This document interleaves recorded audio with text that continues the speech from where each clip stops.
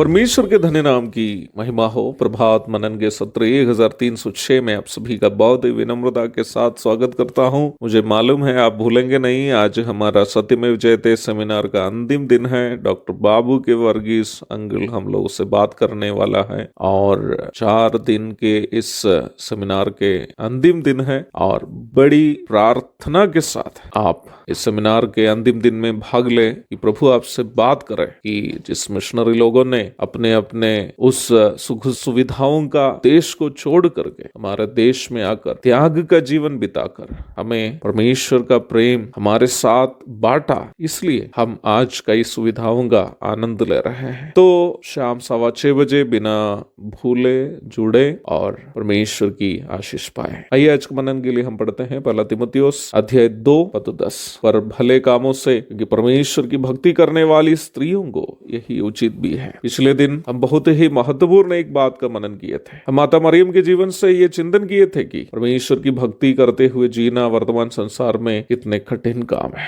मैं आज सुबह बहुत ही विनम्रता के साथ आपको ये बताना चाहता हूं कि यदि आप में से कोई ये सोचते हैं कि मसीह जीवन दुनिया में सबसे आसान जीवन है, तो आपको अपनी धारणा बदलनी होगी। जब हम संसार में रहते हैं तो संसार के साथ जीना आसान है, परंतु स्वर्ग के नियमों का पालन करते हुए पाप से प्रदूषित इस संसार में जीना आसान नहीं है। इसलिए ही परमेश्वर के वचन को मानकर जीने के लिए जब हम फैसला करते हैं तो वास्तव में हम संसार से दूर होते जा रहे हैं, अपनों से त्यागा जाने जा रहे हैं और दुनिया का विरोध का सामना करने जा रहे हैं। इस बात को हमें याद रखनी है। आइए हम अपने मुख्य विषय में वापस आते हैं। 9वीं पद में हम देखते हैं कि मसीह बहनों का सजावट बाल गूंथना, सोने, मोतिया और बहुमूल्य कपड़ों से अपने आप को संवारना नहीं है। बाल को अलग अलग स्टाइल से सजा कर रखना, सोने, मोती आदि के जेवरों से और महंगे महंगे कपड़ों से अपने आप को सजाना, ये सब दुनिया की रीति है। इसका मतलब ये भी नहीं है कि हमें गंदे, फटे और पुराने वस्त्रों को पहन के चलना है या कोई खास कलर के कपड़े पहन के चले। बाइबल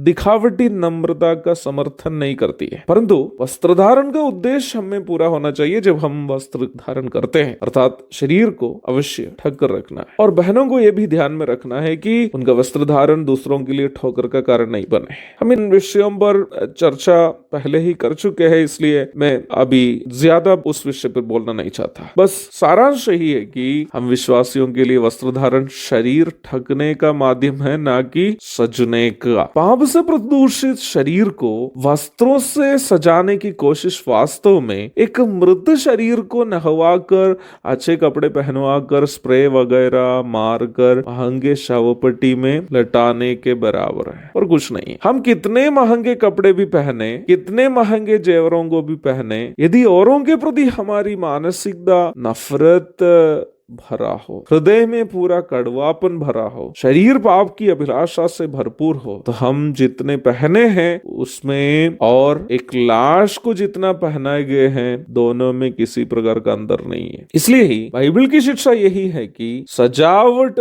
वस्त्रों से और मोती, चांदी, सोने से नहीं बल्कि भले कामों से हो। बाइबल सिखाती है भले कामों से अपने आप को सजाए, ना कि बाल गूंथने और सोने और मोतियों और बहुमूल्य कपड़ों से। और आगे बाइबल कहती है परमेश्वर की भक्ति करने वाली स्त्रियों को यही उचित है। अगर आप परमेश्वर की भक्ति करने वाली एक महिला हो, बाइबल सिखाती है कि आपकी पहचान यही होनी चाहिए। आपका बाल गूंथना, आप जितने जेवर पहना, ये सब आपका आत्मिकता का चिन्ह नहीं है। इसका भी चिन्ह नहीं है कि प्रभु ने आपको बहुत आशीष दी, बल्कि आपका अहंकार का चिन्ह है। आप दुनिया के सामने दिखाना चाहते कि आप कितने धनी हैं, परंतु परमेश्वर की भक्ति करने वाली स्त्री की पहचान उनके अच्छे कर्म है। प्रभु दया करे। इस विषय का अधिक अध्ययन हम कल करेंगे। तब तक के लिए आपसे विदा हो जाता हूँ। प्रभु के धन्य नाम की महिमा हो। आमीन।